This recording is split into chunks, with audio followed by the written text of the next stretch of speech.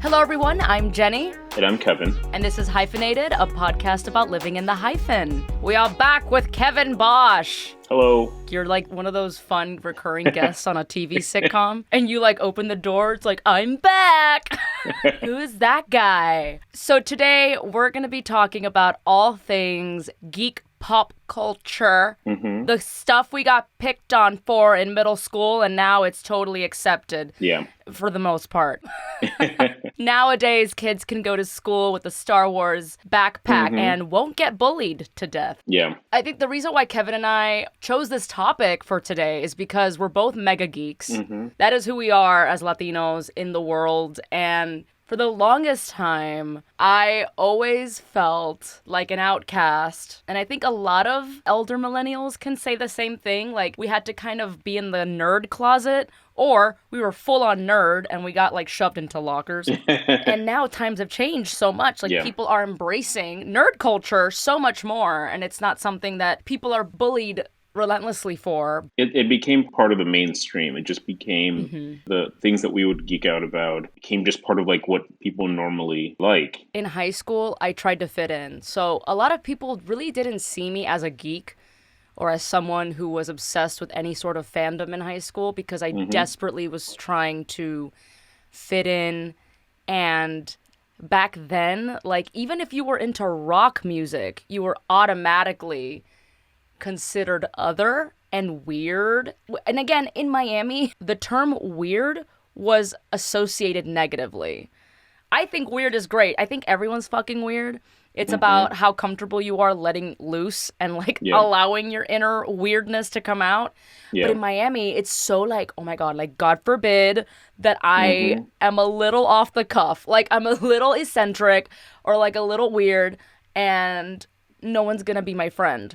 When I was in middle school and high school, I was in the magnet program. So I went to school with a bunch of nerds and geeks. And even within people who were kind of nerdy, there was still a certain degree of judgment. The example I always give is my big fandom is Back to the Future. And, you know, I was in middle school, so the movie wasn't even that old. It was maybe 10 years old at that point. It wasn't like a Star Wars or Star Trek that had like decades. And I had friends who were Star Wars fans, and I'd be like, I'm a Back to the Future fan. And they were like, what? That's stupid. Like, and literally looking back, these were the nerdiest, like the biggest nerds. But they were like judging me. So even within the nerd culture, people still judge other nerd cultures. Oh, you know? I mean, of course. And then as a girl, you couldn't possibly be into video games and Star Trek and Star Wars and Power Rangers or the Teenage Mutant Ninja Turtles because then you were like a weirdo for liking boy stuff.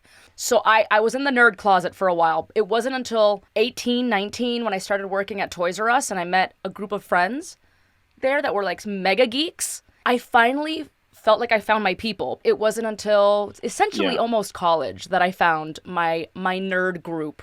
And like they were comic book artists and like super nerdy and super huge fans of Marvel and DC comics, anime, all in. They would go to conventions like me and my husband, back then my boyfriend, and a bunch of our friends, our nerdy friends from Miami, traveled all the way to San Diego to go to our very first San Diego Comic-Con, and I cosplayed. I did a couple cosplays that year. I cosplayed as cartoon version of Lydia Dietz, and I also did movie version of Ramona Flowers from Scott Pilgrim vs. the World. Wait, so you got on a plane and traveled all the way across the country just to go to some like nerd convention? Like you didn't go to like Vegas to go drinking and gambling? Or... I'll tell you this, nerds party hard. Like I travel a lot to go to Back to the Future events. And I've had people in my life, not like judgmental, but they're like, oh, you went all the way to London just to go to that Back to the Future event? I mean, yeah, dude, you went to another country. Yeah, I did it twice, actually. I did it for a live immersive event, and then later I went for the musical. I went to London twice for Back to the Future. And what people don't get about this, and I feel like you can relate to this, is that I'm not going there for Back to the Future. Back to the Future is an excuse to go to London. You know what I mean?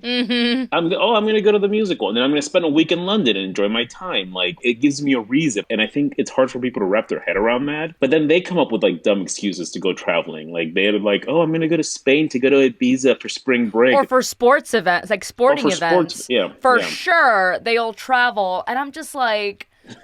Okay, so you're willing to go to see like a sporting event or even like the Hmm. Olympics or Which I think is valid, of but then course it it's is. when it's something else, when it's like I'm going to Philadelphia for a convention and they're like, "Oh, you're just gonna go to a convention and like just like what stand in line and get their autograph." I'm like, I'm gonna see all my friends. We're gonna go out. We're gonna have fun, and then Yeah. we get to see Michael J. Fox sometime. There is so much more to these comic book conventions. Like Hmm. I also have what a lot of us call our con friends, like that we Hmm. only see them at conventions. And I've also made some long-term friendships at conventions and we still keep in touch. And Hmm. if you're listening right now and you have no idea what the fuck we're talking about and you think it's fucking weird to go to a comic book convention and dress up as like a character from a video game, I just implore you to like think of other things like sporting events. Like you go Yes. to a wrestling match, you go to UFC, whatever. You're amongst people that are into the same shit as you and it's fucking awesome. Yes. That is exactly how we are with this, and there's so much more to these conventions. There's Artist Alley where you get to see all these amazing artists and craftsmen and anything from books to like actual pieces of art to sculptures, collectibles, pins, clothing, you name it. There's all these incredible artists that create things based on some of the most popular fandoms and franchises. Hmm.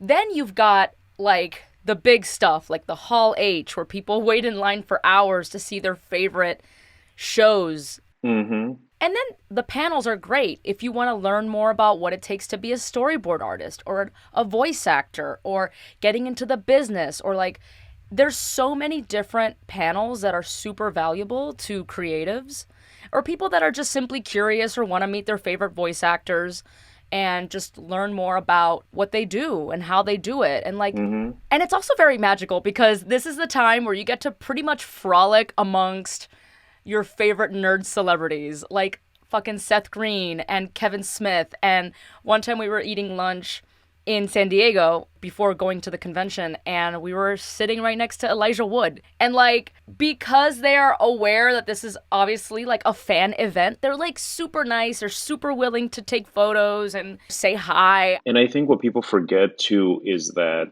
and I think this might be a little before your time, but conventions like in the 90s, they filled the void of what the internet is today. So people would go to conventions and like they would trade like episodes of Doctor Who that couldn't be found anywhere, or they would like be like, oh, I have this like merchandise or like this replica or this like prop, and like that's the only place you can buy it, or a comic book. Nowadays, you can go online, you can find all that stuff. You can download, or watch stuff, or it's just available because it's kind of taken over the culture. Now everything's available. But there was a time where, like, if you wanted to own your favorite episode of a TV show, you would go to a convention and you could buy it, like on a VHS. It was a bootleg, granted.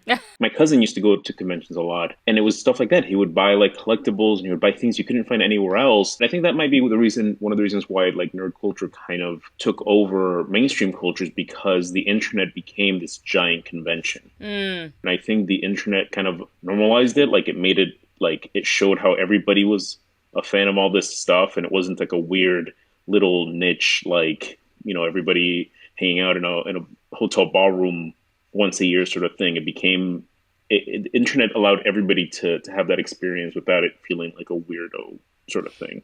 And you know what I think? Just let people have their things. Yeah. The world is a piece of shit. Just let people be happy and enjoy their things, whether it's LARPing or Dungeons and Dragons or collecting comic books or going to a Star Wars convention or traveling to London to get together with fellow Back Yeah. to the Future fans. I always feel like if you feel a really negative way towards people that are just enjoying themselves and get really excited about a franchise or a character or a story, if you make fun of that shit, like there's something wrong Yeah. with you. Like you have to Yeah. really look within yourself and ask yourself, why am I such a hater? There's a friend of mine who is very good-hearted and nice and stuff, but when I first met her, she would joke about LARPers, or like when she got to know me and she realized that like I was into like things like Marvel and stuff, she was like, "Oh, okay." Like she thought it was a little bit like weird or nerdy, or a little bit like, a little bit of a side eye sort of thing. And she's totally cool with all this stuff now. Like she doesn't judge it, but I always like to point out the stuff that she does. that is nerdy. Ha. Like she's super into antiques and lamps, and I'm like, you're a lamp nerd. Or like she's super into like graphic design. I'm like, the way you feel about fonts is the way that people feel about, I don't know, lightsabers. Yeah. And then she gets it now, but it is an interesting dynamic where like people are into cars, they're into like sports, they're into a bunch of other things where there's, you know, politics or the news or anything. They're super nerds about it, but like they don't like to think that it's a nerd thing or nerdy thing. They like to think that it's there's a difference. Yeah, yeah. But I think that it all to some extent falls into that. Everybody's into all those things to some extent. I think this sort of thing that we have for movies or for characters or even for sports or anything like that, this like irrational, illogical love for things. I always say it's what separates us from the animals and from the robots. Ha, yeah. A robot, hypothetically, is something that's like really logical, and it's like these are the things that I do. Everything makes sense. Everything fits into this box. And animals are more instinctual. They're more survival. Everything they do is because they need it to survive. Like we got to do this. We got to like eat this thing or run over here or climb this tree. And these are two instincts that are within humans. I think we want to survive, and we also try to be really logical and make have things make sense. And then the sort of geek nerd obsession that we have is something that's just illogical and it's not meant for survival and it's uniquely human. Yeah. The rationality of it makes it a uniquely human thing.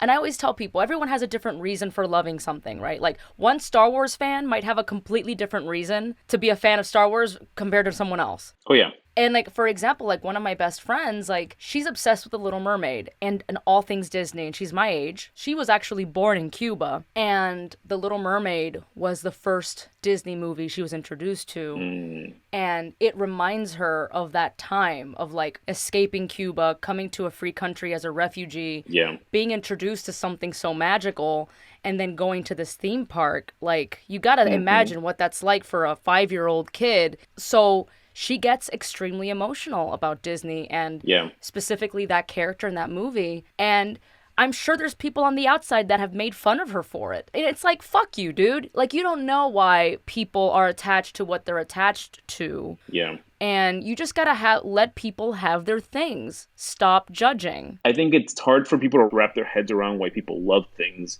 Like, for example, a lot of people assume that I love Back to the Future because I love 80s movies. So they bunch it in like, oh, you love Back to the Future and you love Goonies and you love this and you love that. And I'm like, no, those are fine. I just really love Back to the Future. Oh, you love sci-fi, right? You like this. And I'm like, yeah, sci-fi is great, but I just really love Back to the Future. And it's because of like, kind of like your friend. It's a bunch of different things that came together. I saw Back to the Future when I was like 7 or 8. I had gone back to Colombia to visit, and it was the summer of 1990. And I think that age of like 7 or 8 is when you first start becoming really like conscious of things.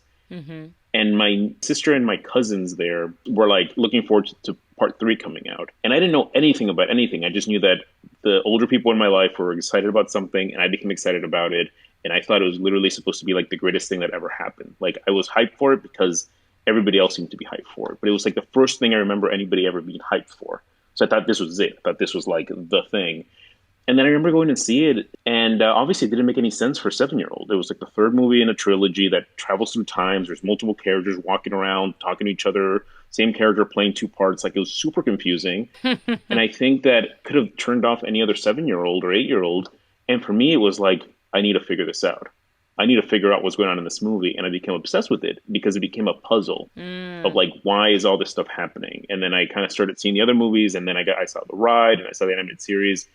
And it's hard for me to explain why. Like, obviously, the first movie is a masterpiece, so it makes sense that I kept loving it. But in reality, the reason I'm a fan is not even because of the movie. It was because of circumstances in which I saw the movie. Yeah, you see? It was like my connection to my older siblings and cousins. It was the feeling of trying to make sense of the world. It was a feeling of feeling smart that I was like piecing it together. Like, oh, Doc is in the Old West because in the beginning, you know, like, and there was just like elements of it that like I can't explain why, but I just love the whole franchise. And it's not just like, oh, it's a cool car, or like, even though it was a cool car. It was just something that was very personal to me. And it's like, I think it sounds weird, but like it's bettered my life when I was younger. And I was very introverted and very shy, and it was hard for me to make friends. And then I got into like my late teens, early 20s, and I got more out of my shell was because of Back to the Future, because I would want to hang out with my online friends and I would organize meetups, and then I would be the one that was like making sure everybody else was comfortable, and it was like make sure everybody was friends, and it made me feel more comfortable as a person amongst other people, where I think if I hadn't had that, I would might still be very, very incredibly introverted like I was back then. There's always a deeper reason why people gravitate towards something, right? And it breaks my heart to talk about this because I just want to slap a bitch in the face. I'll start off by saying your Back to the Future is my Harry Potter. Mm-hmm. And the reason why I'm groaning and making all kinds of shitty sound effects is that J.K. Rowling, who is the author of the Harry Potter books and who created this wonderful, vast, magical universe, is a TERF, which stands for trans exclusionary radical feminist. What does that mean? It just means that she fucking hates on trans people, specifically trans women, to the point that it's just downright fucking dangerous and extremely harmful to the trans community. And I have so many beautiful trans friends. I made an oath after that to myself that I was not going to involve myself in any more Harry Potter activities. I've turned down various Harry Potter jobs. Just last week, I was approached to do a branded campaign for the new Fantastic Beasts film, and I turned it down. Yeah. I'm like, there's no way in fucking hell I'm gonna take money promoting J.K. Rowling's bullshit. So it does hurt me because for me, growing up, Harry Potter meant so much to me. I had a very hard time as a kid reading books, and now I'm realizing it's because I had crazy ADHD. So for me, you know how you said like Back to the Future made you feel smart as a kid? Mm-hmm. For me, that was Harry Potter. It made me feel like, wow, I finished reading books. It was like a huge accomplishment. It just meant a lot to me. And the reason why, there's always characters that you resonate with the most, right? Yeah. And I did resonate the most with Harry, and I'll tell you why. It's not because he's the lead or he's like the star of the show.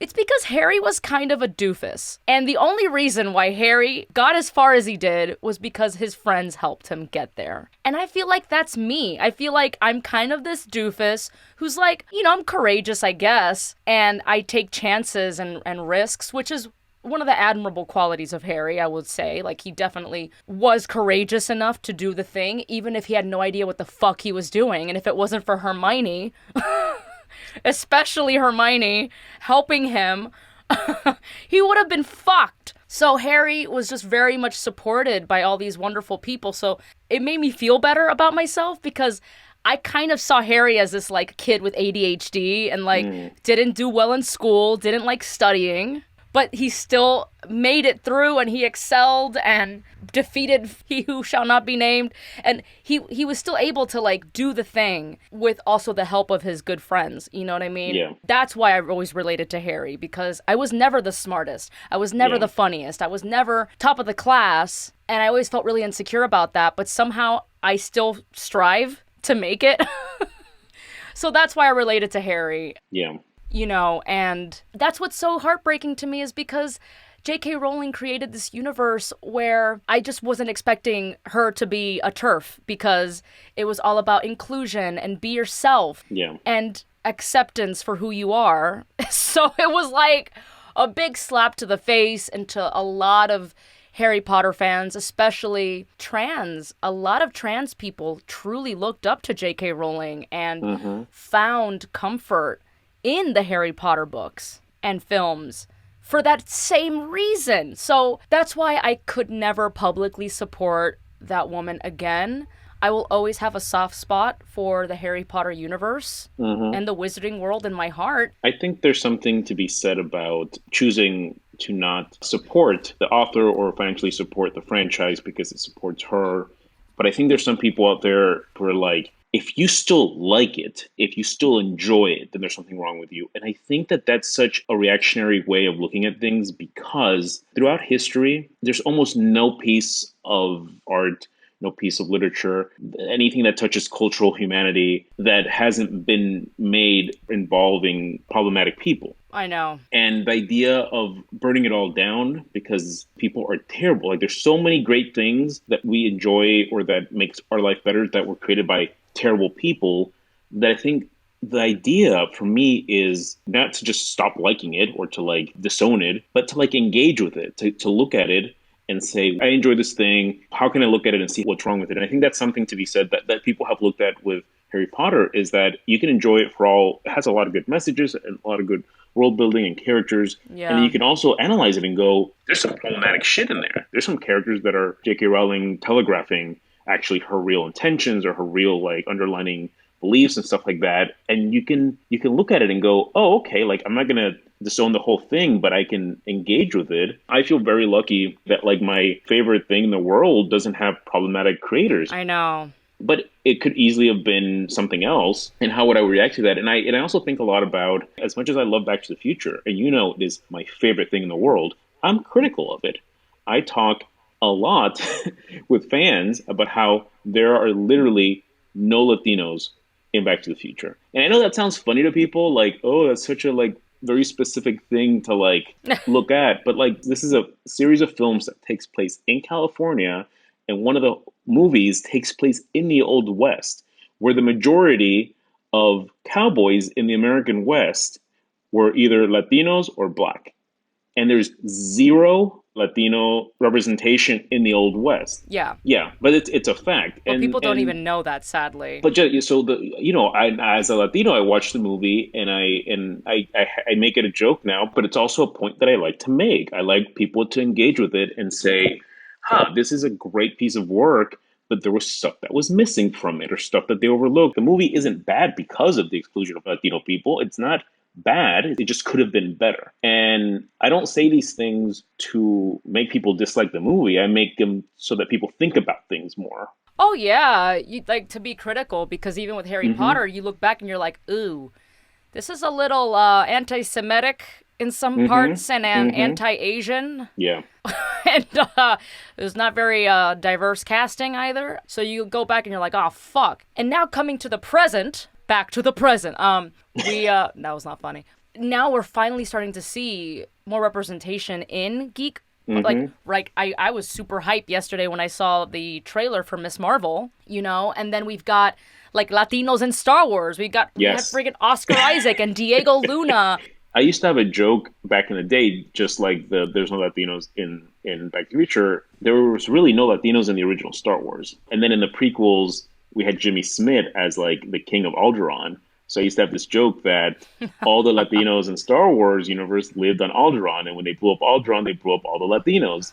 And the sequel and the spin-offs have changed that. There's so many Latinos in Star Wars now. Oh my God. And not just Latinos, but it's like more Black and Asian actors. And it's like Star Wars is probably one of the most diverse in terms of casting and characters. Now again, like we got like Encanto and Coco and Raya and the Last Dragon, and now we've got Turning Red, which I know you and I have been. It's been a discussion, especially on Twitter, that there's people reviewing Turning Red, which is about an Asian American girl, going through girl shit, like her period, and there's people that have the gall to be like, I don't really relate to this, so meh. Yeah, literally, there was a review that got taken down, but it was an actual published critic whose whole review was, oh man, like, I'm sure this is good for somebody, but like, I just can't relate to it, and I think that was a failure on Pixar's part to not make it relatable. And I think there's just a lot of people who don't understand what it's like for like Black people and Latino people and Asian people and queer people and disabled people to try to relate to main characters that don't look or act anything like them. Yes, that was our whole childhood, is relating to specifically like white characters in comics, in even freaking video games, in movies and in TV. So it's like, give me a break. Yeah. It's such a sad excuse. And that's what pisses me off, because, the struggle that I've had in terms of trying to sell stuff along the lines of what we do, which is extremely Caribbean, Miami, Latino-centric. It's like, oh, it's not universal enough. I'm like, What are you talking about? We're all human beings. We all have like a lot of shared experiences, and there's just some slight differences here and there depending on your culture and whatever. Yeah. Get over yourself. But I'm still glad that we're finally seeing that kind of representation in like our superheroes and in our comics Mm-hmm. and all that. And we've got like Miles Morales. Mm-hmm. I got so emotional watching Into the Spider-Verse because you see this like black Afro Latino kid talking Spanish with his mom. I was like, this is the first time I hear like a fucking superhero talking Spanish. Yeah. And in my kind of Spanish, because he's Puerto Rican. I was just like, wow. So many people watched that film. Yeah. So it's also like realizing just how many people are consuming that and seeing our culture, and also our culture represented in the most diverse way possible. It's like, Yes. he's not just a white Puerto Rican, he's a black Puerto Rican. Because guess what? Black people can be Latino too. Yeah. Like, for the love of God, people need to know this shit by now. Yeah. Which is also, again, why I give Encanto so many fucking points. Because Mm-hmm. it's like, they showed pretty much every color possible. Yes. And it's like, whoa, who would have thought? And it's like, yes, because that's the reality, guys. I think the thing that bothers me now with things that we have like the Spider-Verse or Ms. Marvel or even the modern day Star Wars is that there's a lot of people who are fans, who are geeks, who are nerds, who look at that and say, "Oh, well, now you're just pandering." Okay. And I think you said this before. It's that if you go to conventions or when I go to my Back to the Future events, it's actually like incredibly diverse. Like I go to these events, one of my favorite pictures I ever took was I cosplay as Marty, and I took a picture and it was like me as Marty, a black guy dressed as Marty, Yeah. a girl dressed as Marty, and an Asian guy dressed as Marty. I'm like, this is like, these are people who, for whatever reason, love this movie, are affected by it. So when people say that it's pandering, to me, it's like pandering is a legitimate word and term to use for stuff like this, but that's when you're trying to attract somebody who's not interested in what you're selling, so you change it to attract them. Mm-hmm. So I think, like, for example, when we try to sell a show and it's about Latinos and they're like, can you put in white people? To me, that's pandering. To me, that's saying, let's make this palatable to people who don't like this. But the fact is that sci-fi and fantasy and horror already have always had a diverse fan base, Always, yeah. have always Yeah. had it, and it's by making the newer alliterations more inclusive. You're not pandering. You are actually catering to your fan base. These are people that already Yeah. existed, and you would have all these shows and all these movies where there were so many people who were white or male or just not diverse and not inclusive. And all the diverse fans were like, okay, I guess I'm gonna enjoy this new Star Wars movie, even though like I'm not in it, but it's fine. And now that people are in positions of power to say, hey, let's just put extra black characters in it because it's a valid thing. It's not weird. It's space. Like, why can't a stormtrooper be black? I know. Why can't black people be in outer space? Right. Oh my I god. don't know if you're caught up with the whole controversy now with the new Lord of the Rings TV show, where people are upset that some of the characters, and now, Oh. like, this is a show that takes place before the events. It's a prequel, and they've cast black and Latinos and things like that. And some fans are upset, and their whole thing is like, oh, that's not how Tolkien wrote them. And the fact is that like it's one of those things where it's not where Tolkien wasn't like all these characters are white. It's like, he would describe the elves as like having like such and such skin, and people always read that as being like, oh, that must be that they're all white. Well, it's kind of like Hermione Granger being black in the Broadway show. Right. And it's like, if you read the goddamn book, look, I'm gonna be real, I highly doubt she intended for Hermione to be black. Mm-hmm. But if you read the book, it just says that she has like mousy brown hair and like That curly hair. that's it. So you can do whatever the fuck you want with that. And they made her a black woman in the stage play, yeah. Yeah, because it's an adaptation and it's a different version of it. And I think that's how I feel about the Lord of the Rings thing, where even if the idea was that these characters, like the elves, were all like porcelain pale skin, is like, okay, well, whatever. Like, who gives a fuck? It's a fantasy world. And even if Tolkien in his heart of hearts was like, they all have to be white, again, everybody is problematic to some extent. He wrote the orcs with certain features that, made them seem very like indigenous or very like native. And it's like, listen, dude, like we can still love your books and everything and understand that, but like if we're gonna make a new version of it, we're not gonna just fall into whatever this person decades ago thought was like what should be the normal. Mm-hmm. And it's just so dumb that somebody can take something that's literally a series of fantasy books that I take place know. in a fake world with Uh, magic and say, oh, it's really unrealistic that an elf will be black. yeah. People are so taught to assume that white is a default that if they read a book and the character is not described as anything, if that described as black or Latino or Asian, if they're just described as a person, it's assumed that they're white. And a lot of people read these books and don't read into the subtext or don't read into like the descriptions. And the character, if they don't say this little black girl helped the hero of the book, they're mad when it's not a white person that is put into the movie. I know. The fact that people don't understand this, I'm just like, y'all are a bunch of Yeah, racists. Like, why are your bloomers in a yeah. bunch because now suddenly a character is black or Muslim or Latino? And the same goes for queer characters also. Hmm. I'll never forget, I shared this America Chavez comic on my Facebook page a while back, which that was a goddamn mistake. And, it's written by a queer Puerto Rican woman, and the character is also a queer Puerto Rican woman in the comics. And I get an influx of comments being like, quit pushing the gay agenda. Mira, if I have to hear gay agenda one more time, I'm going to shove an actual agenda up someone's ass. It should be like a Lisa Frank A Trapper Lisa, Keeper. Lisa Frank trapper keeper with all the glitter down someone's gullet because I'm just like, gay agenda, bro. I wrote back and I said, there's no agenda, bro. It's literally called representation. Yeah. Like, there's tons of queer Puerto Rican women. What are you so upset about? These people exist. They are walking, breathing, living human beings Yeah. that are more than likely in your own family or next door neighbors or coworkers. Gay people have been around forever. I hate the whole, like, it's only now that all these gay people are like becoming a thing because of media. I'm like, bitch, listen. Gay people, trans people have been around since the beginning of time, but we were all so scared to include them in media and stories. Hmm. So, of course, now people are thinking, oh, it's because they made LeFou gay. So many of the people who created these characters or wrote these books were either secretly or like covertly either gay or Yeah. Jewish or something else. Like for example, Superman, right? White, right? White dude, landed in Kansas, raised by like Midwest white Christian parents, written by two Jewish guys. It's an immigrant story. Superman is an immigrant Jewish story that they were not allowed to make a Jewish character. There was no way they were ever going to make Superman a Jewish character.